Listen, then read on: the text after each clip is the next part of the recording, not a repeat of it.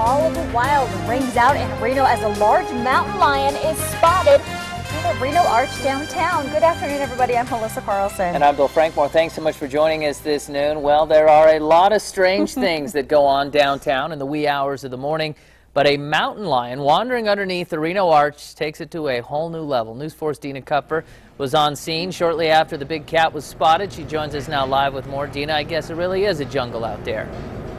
You could say the city of Reno is turning into the jungle, actually, but it was 5 o'clock in the morning when Reno police got a call that there was a big animal here at downtown Reno actually trying to get into those revolving doors here at the Harrah's Casino.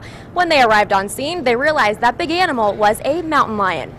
Crawled under here, and obviously they've been hit by a dart under here, so it made it into this second area where my flashlight is.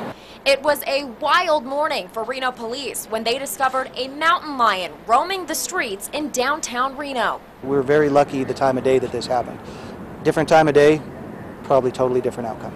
After a roughly 2-hour standoff with the lion, the Nevada Department of Wildlife, along with help from REMSA and the Reno Fire Department, were able to successfully tranquilize the animal. It's a very unusual event.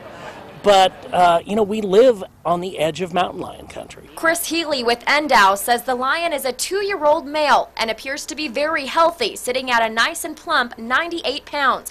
But still, the question remains, what was a mountain lion doing in the heart of the city? Probably the more logical explanation in the case of a mountain lion is the fact that it's that dispersal age male looking for a place to be.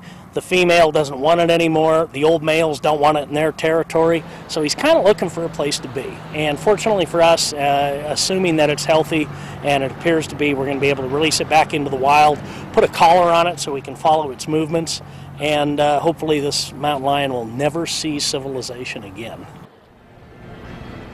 And Chris Healy did tell me that that mountain lion is expected to be released into the wild either tonight or early tomorrow morning, probably up into the Mount Rose Canyon area. And so a pretty interesting way to start our weekend on a Friday in Reno, but I can imagine that because of the drought, we may be seeing more situations like this in the future, guys. Reporting live here on Virginia Street in Reno, I'm Dina.kupfer. Back to you.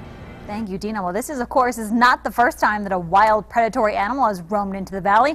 We've seen mountain lions and bears make their way into the city limits looking for food. And just, of course, a couple weeks ago, this little guy, a badger, walked into a water store in Sparks. That sounds like the beginning of a bad joke. But Chris Healy says they've also had recent reports of coyotes attacking and killing people's dogs.